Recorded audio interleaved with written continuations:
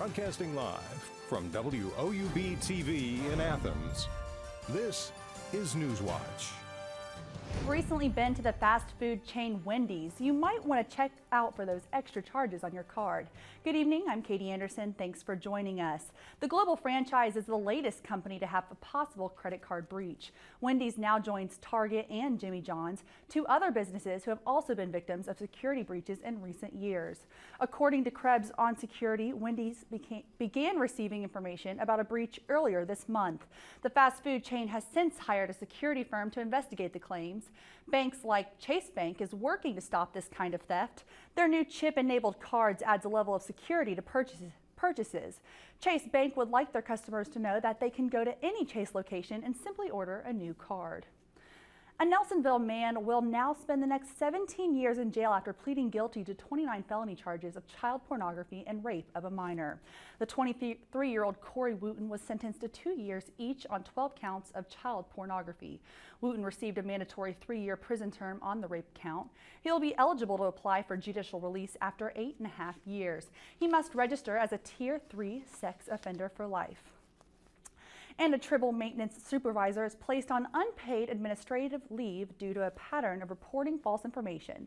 Thomas Hardy was asked to sign a last chance agreement according to a January 12th reprimand. This isn't Hardy's first suspension with the district. Back in 2013, he was placed on one-day suspension without pay for reporting false information regarding maintenance of equipment and asking subordinates to support the false information. Hardy's current contract is set to expire at the end of April. An Ohio University student was recently indicted for burglary and arson in relation to December incident at the Theta Chi fraternity house. 22-year-old Michael Carson was indicted on 4 counts of burglary, 1 count of tampering with evidence, vandalism, and arson. Carson was arrested on January 8th at the Columbus airport. He remains in Southeast Ohio Regional Jail on a $100,000 bond. And while the snow is finally melting and the roads are clearing up, the aftermath of Winter Storm Jonas is still being felt by the American Red Cross. As a result of the historic storm, there's an emergency need for nationwide for blood and platelet donations. Today, the American Red Cross held a blood drive on Ohio University's campus, hoping to make up for the donations that could not take place over the past few days. Central Ohio's communication manager tells us in Ohio alone, 12 blood drives had to be postponed and roughly 430 blood donations were missed out on. And going green is paying off. Ohio University is now being recognized nationally as a leading green power user. The university is ranked number 14 on the U.S. Environmental Protection Agency's top 30 college and university list. Green power is zero emissions electricity and is powered by renewable sources like wind and solar energy or natural gas. More than half of Ohio University's total power needs is green power. The college plans to continue to find new ways to utilize clean, renewable energy. President McDavis released a statement today saying, quote, Ohio University has been committed to reducing its carbon footprint for some time, and to be recognized by the EPA demonstrates that we are succeeding. I am proud of the progress we have made thus far, but we all still recognize there is more that can be done as we work forward carbon neutrality. We will continue to find new ways to utilize clean, renewable energy and are confident we will remain ranked as one of the top green power users by the EPA for many years to come.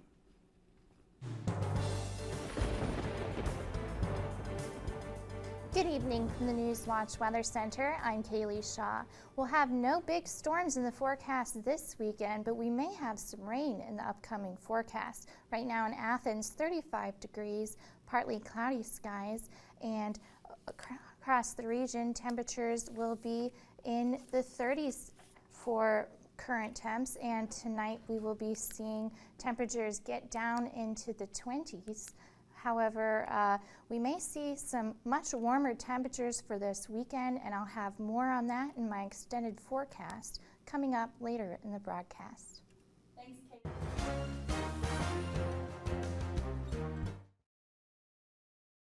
Republicans and Democrats divided funding for Planned Parenthood. Today, the Ohio Senate passed House Bill 294. The bill cuts funding for abortion providers throughout Ohio, including Planned Parenthood clinics. House Bill 294 already passed in the House of Representatives earlier this year. Because the bill passed today, it will give Governor Kasich the chance to sign the bill into law before the Iowa caucus and New Hampshire primary. I spoke with the CEO of Planned Parenthood Greater Ohio when the bill was first introduced. She says House Bill 294 undermines prevention programs Planned Parenthood offers. What our opponents are thinking about is how to destroy us. They're not thinking about how to get these women health care. They're going after funding that actually is preventive care that would help reduce the number of unintended pregnancies and really help important health outcomes in the state of Ohio. Received $1.3 million in state funding. Also in the State House, an Ohio lawmaker wants to make the state's sales tax holiday permanent. Senator Kevin Bacon from Franklin County said he received positive feedback from retailers and that the public. Bacon introduced the bill on Monday that would make the holiday permanent. The 3-day tax break in August applied to clothing and footwear under $75. It also applied to school supplies that cost $20 or less. And Kentucky Governor Matt Bevins is not waiting to cut government spending. Bevins said on Tuesday he is immediately cutting 4.5% from the current budget, worth about $117 million. For every dollar state agencies receive this year, they will get 91 cents in 2017 and 2018. These cuts will continue over the next 2 years. Bevins' first budget will not go into effect until July. Now coming up next, businesses in one Ohio town are struggling to keep their doors open. We'll tell you why coming up next. Plus, a new scholarship offered in South Africa has an interesting prereq. Find out after the break. Stay with us. What's happening, TVC basketball fans? My name is Sean Neidig, the host of Hardwood Heroes. Hardwood Heroes is a weekly half-hour show that airs on WOUB at 11 Sunday night and again at 6 on Monday. We provide you with the best Southeastern Ohio high school basketball coverage in the area, both on our show and on the web. Our reporters are at over 20 games every week to recap, so there is no way you can miss us. So tune in to Hardwood Heroes on Sunday night. And until then, I'm your host, Sean Neidig, reminding you to be heroic. Ohio University students really have a huge sense of pride in our campus, in our school, and in our education. People don't come to Ohio just to go to college. They come here to become a Bobcat. It's a really unique atmosphere. Bobcat pride is having that natural camaraderie. Bobcats are just happy to be Bobcats. My favorite time of year at Ohio has to be homecoming. When the alumni come back, you can see that the love of this university doesn't fade. Once you're a Bobcat, you're always a Bobcat. The student body here at Ohio University absolutely is a family. The students support one another. You become this unit, this big, friendly family unit. There's this connectedness. You feel a part of something. Driving in on the highway and just seeing the red bricks and the trees again, it's just like coming back home. There's great students, great professors. You just walk around campus and think, oh my gosh, I can't believe I go here. I feel like I matter in the community, and I feel like I matter here at Ohio University. It's home. Athens is home. My professors really care. They care about my grades, they care about my opportunities, they care about my experiences, they want me to succeed. They give those opportunities to the students. My professors have been extremely approachable. Literally, their door is always open. You can go to them with pretty much anything. Everyone knows your first and your last name and where you sit in the classroom. I really never feel like I'm being talked down to or just being taught material. I always feel like I'm having a conversation. And they want to share those opportunities and those experiences with us.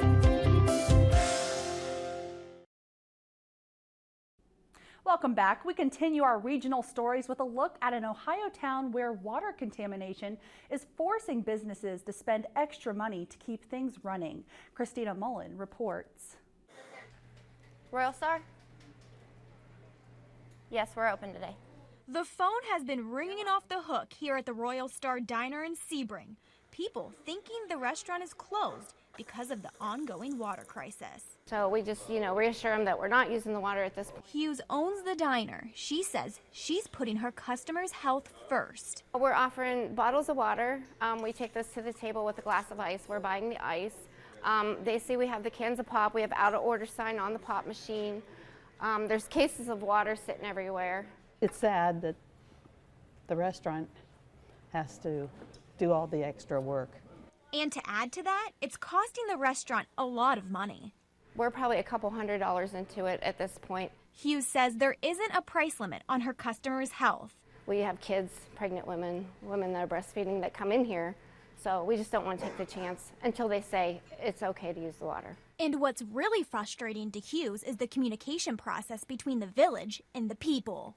There's really not a lot of information, just kind of waiting to see what the EPA test results come back. It just seems like they just stuck their head in the sand and chose to ignore it until the problem went away or until somebody handed them a piece of paper with a method for dealing with it. Ed Smalley spends almost every morning at the diner. He's thankful the diner isn't using Sebring's water, but he says the village needs to take action. I think that people tend to respond better to a situation like this when they have a plan of action. And Smalley tells me all he hears is rumors. He's never heard a plan to resolve this issue. Sebring residents say they were not notified of the high lead levels in their water, although the village knew about it in November. The Department of Justice is now investigating why it took 3 to 4 months to notify Sebring water customers about the contamination. An Oregon protester was shot and killed Tuesday during the arrest of protest leader Amon Bundy. Officials say it started with a traffic stop and that the victim's brother refused to surrender. Shots were fired, but it's not clear who fired first. Ryan Bundy was injured, according to the official. In addition to Bundy, police also arrested 4 other protesters. They are all a part of the armed group that took over a federal Oregon wildfire refuge this month to protest federal land policies. Officials took 2 other people into custody on a separate arrest. All 7 suspects face federal conspiracy charges. A new scholarship program in South Africa is stirring up some controversy because it requires recipients to remain virgins. David McKenzie has the details. These are some of Tubelichle's final days at home, spending time with her granny and young sister before she heads to the city for college. An accomplished student, Tube won a government scholarship. One of the main requirements, that she remain a virgin. We're keeping ourselves from boys. To stay with the program, she must submit to virginity tests during her college vacation. If she fails the test, she loses her funding. I don't have a children, you see, and I'm 18 years old. I must study hard to change and conquer the world. Tube is known as a maiden in Zulu culture, where virginity testing is common practice. Here in rural KwaZulu-Natal, tradition rules.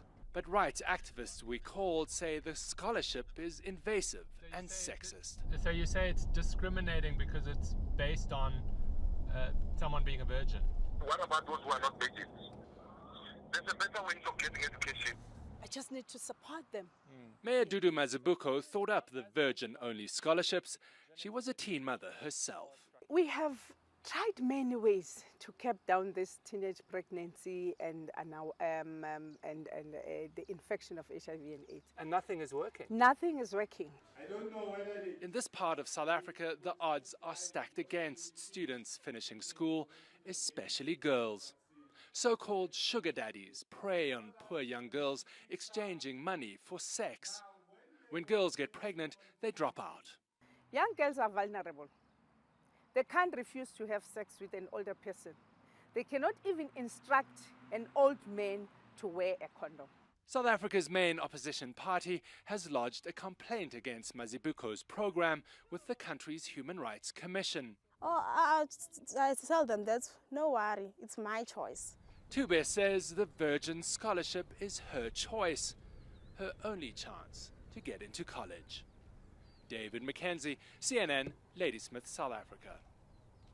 And moving on now, on Wall Street today, stocks end lower after the Federal Reserve's statement that the U.S. economy lost momentum at the end of 2015. Here's a look at stocks of local interest.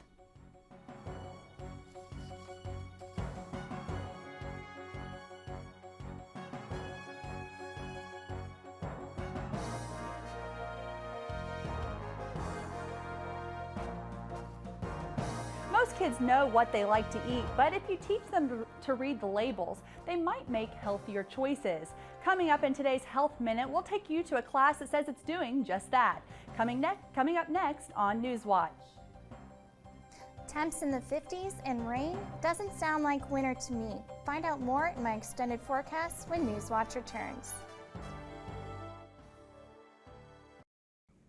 What's happening, TVC basketball fans? My name is Sean Neidig, the host of Hardwood Heroes. Hardwood Heroes is a weekly half-hour show that airs on WOUB at 11 Sunday night and again at 6 on Monday. We provide you with the best Southeastern Ohio high school basketball coverage in the area, both on our show and on the web. Our reporters are at over 20 games every week to recap, so there is no way you can miss us. So tune in to Hardwood Heroes on Sunday night. And until then, I'm your host, Sean Neidig, reminding you to be heroic. Ohio University students really have a huge sense of pride in our campus, in our school, and in our education. People don't come to Ohio just to go to college. They come here to become a Bobcat. It's a really unique atmosphere. Bobcat pride is having that natural camaraderie. Bobcats are just happy to be Bobcats. My favorite time of year at Ohio has to be homecoming. When the alumni come back, you can see that the love of this university doesn't fade. Once you're a Bobcat, you're always a Bobcat. The student body here at Ohio University absolutely is a family. The students support one another. You become this unit, this big, friendly family unit. There's this connectedness. You feel a part of something. Driving in on the highway and just seeing the red bricks and the trees again, it's just like coming back home. There's great students, great professors. You just walk around campus and think, oh my gosh, I can't believe I go here. I feel like I matter in the community, and I feel like I matter here at Ohio University. It's home. Athens is home.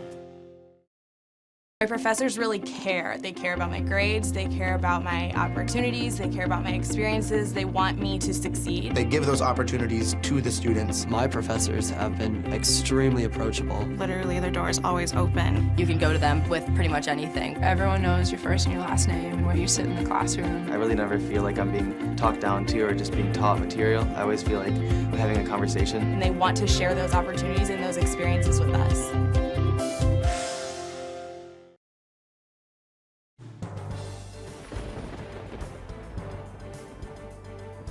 Welcome back to the Newswatch Weather Center. I'm Kaylee Shaw. A beautiful day in Athens today, high of 38 and a low of 29. This time last week, we had snow showers coming in, so it's been quite the nice day with partly cloudy skies.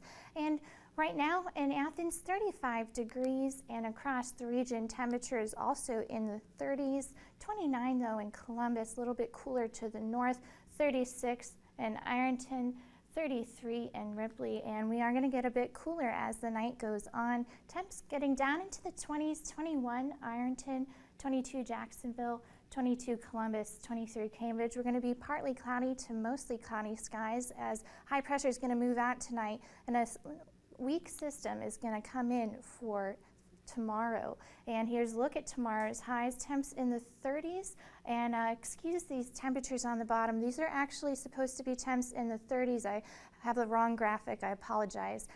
But Columbus 37, pretty much average around 35, 37 for tomorrow. So we're going to be a bit warmer for tomorrow with a chance for some snow showers midday and some rain-snow mixes as well. And temperatures are going to be pretty warm. Here's a look at what's going on around the region. Like I said, high pressure right now pushing out of the region tonight. Here's a look at tomorrow night. This low pressure system to our north is going to be moving in, but it's a weak low pressure system, nothing like we saw last weekend. And we're going to be mostly a rain-snow mix, even more rain than snow expected. Here's a look at Thursday evening where most of the precipitation is going to be in our region. Like I said, starting out up with snow midday, transitioning to a rain-snow mix, mostly rain for our evening hours tomorrow. And for tonight, low of 22 degrees, partly cloudy skies, nice evening, but you will want to bundle up because it is a bit chilly. And temperatures for tomorrow, 39 for our high. That's why we're going to have that rain-snow mix, not quite below freezing for part of the day. Here's a look at your 7-day. Look at those weekend temperatures in the 50s. 51 on Saturday, partly cloudy, 54 Sunday. Looks like a beautiful weekend ahead of us. And Monday, next chance of rain, and Tuesday is a larger system we're going to have to look into with winds and rain mostly anticipated with that system. But look at those temperatures all throughout the 7-day, pretty warm for this time of year. 52, 54 Sunday is our highest. And so looks like a nice weekend ahead of us, and Just some rain in the forecast. And I'll head it back over to Katie. Thanks, Kaylee. The CDC says 1 in 6 children and adolescents are obese. And to help fight that growing epidemic, a new program aims to educate kids on reading food labels. Martha Shade has the details in today's Health Minute. Bingo. So if you're going to have a rainbow, what do you have to have a lot of on your plate? You have to have a lot of fruits and vegetables. Bingo. These children are getting a crash course in nutrition called Kids in Fitness at Children's Hospital Los Angeles. For 6 weeks, the kids spend 90 minutes a week learning ways to live a healthier lifestyle. They're learning how to read labels in a way that is meaningful to them. They go on a grocery store tour. They learn about what is considered a healthy plate based on the USDA My Plate guidelines. Today's lesson focuses on sugar and identifying how much of it they're consuming. All of the information corresponds to 1 serving size, and a lot of times people are eating many servings, and so they don't know necessarily that you have to multiply all that information by however many servings that you're eating. The program also stresses the importance of exercise and encouraging each other during workouts. Some of the kids say that's the best part. My favorite part would be going down and playing games because I actually move and not just sit down. When we go exercise, because I have a lot of movement, not just sit around all day. For today's Health Minute, I'm Martha Shade. Thanks, Martha. I'm Michael Drapcho. The women's basketball team will be in action tonight, and I'll take a look at its matchup with Akron. And the Waterford Lady Wildcats face off with one of the best teams in all of West Virginia, next on Newswatch. Stay tuned to WOUB. Here's a look at what's coming up tonight on your public television station.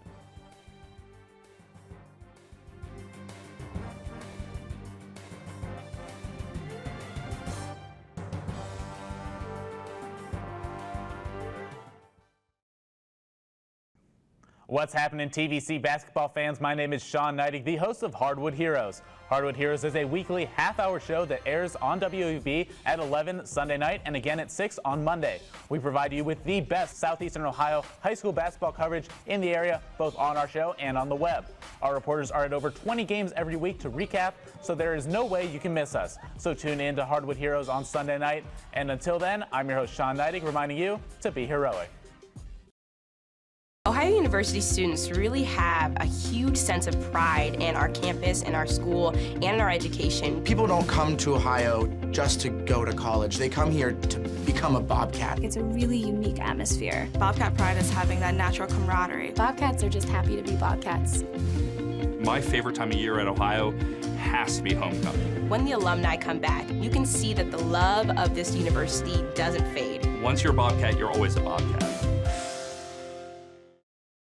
The student body here at Ohio University absolutely is a family. The students support one another. You become this unit, this big, friendly family unit. There's this connectedness. You feel a part of something. Driving in on the highway and just seeing the red bricks and the trees again, it's just like coming back home. There's great students, great professors. You just walk around campus and think, oh my gosh, I can't believe I go here. I feel like I matter in the community, and I feel like I matter here at Ohio University. It's home. Athens is home. My professors really care. They care about my grades, they care about my opportunities, they care about my experiences, they want me to succeed. They give those opportunities to the students. My professors have been extremely approachable. Literally, their door is always open. You can go to them with pretty much anything. Everyone knows your first and your last name and where you sit in the classroom. I really never feel like I'm being talked down to or just being taught material. I always feel like I'm having a conversation. And they want to share those opportunities and those experiences with us.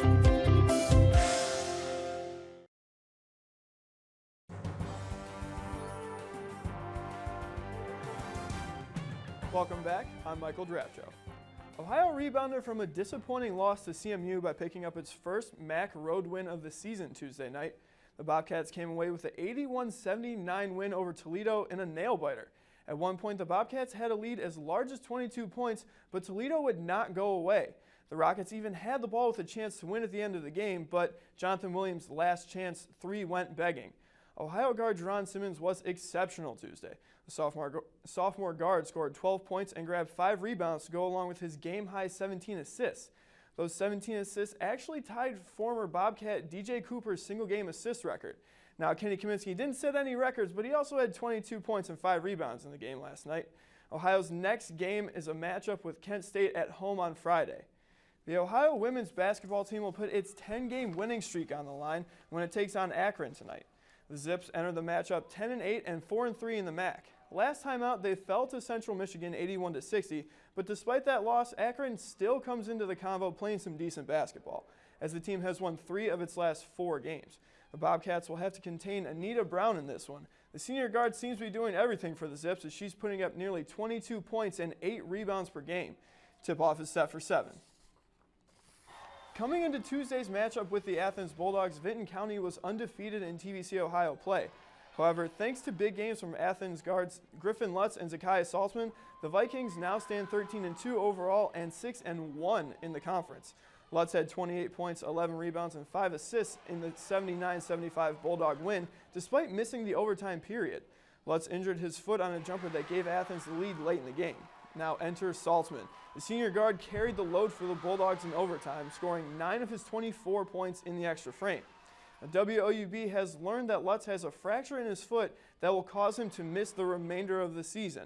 The Bulldogs will be back in action Friday against Wellston, while the Vikings will look to bounce back against Miami Trace.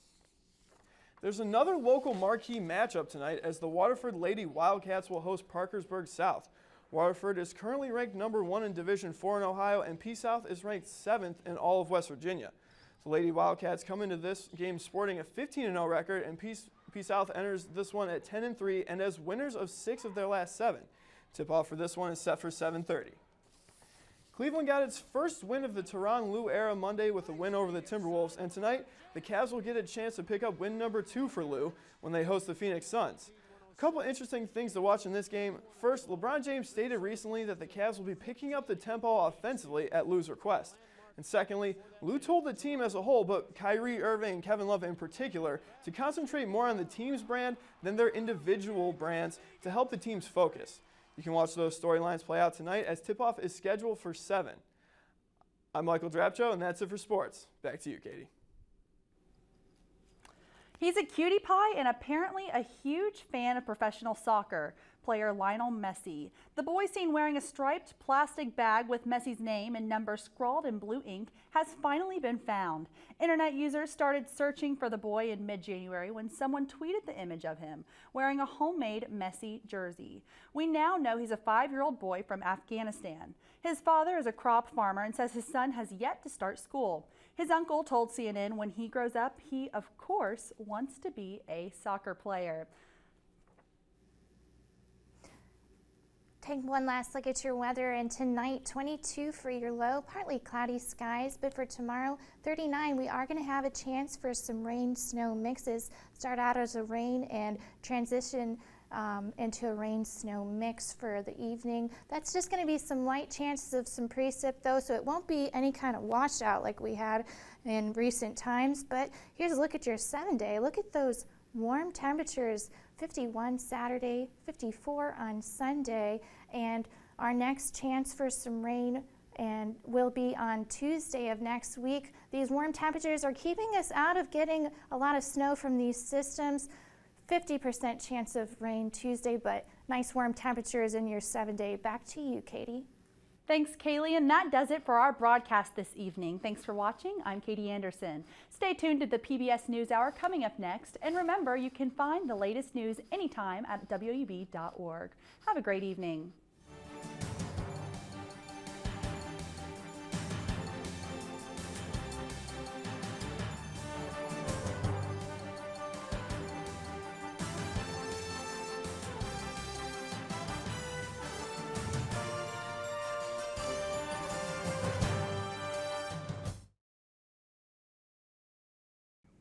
What's happening, TVC basketball fans? My name is Sean Neidig, the host of Hardwood Heroes. Hardwood Heroes is a weekly half-hour show that airs on WOUB at 11 Sunday night and again at 6 on Monday. We provide you with the best Southeastern Ohio high school basketball coverage in the area, both on our show and on the web. Our reporters are at over 20 games every week to recap, so there is no way you can miss us. So tune in to Hardwood Heroes on Sunday night. And until then, I'm your host, Sean Neidig, reminding you to be heroic.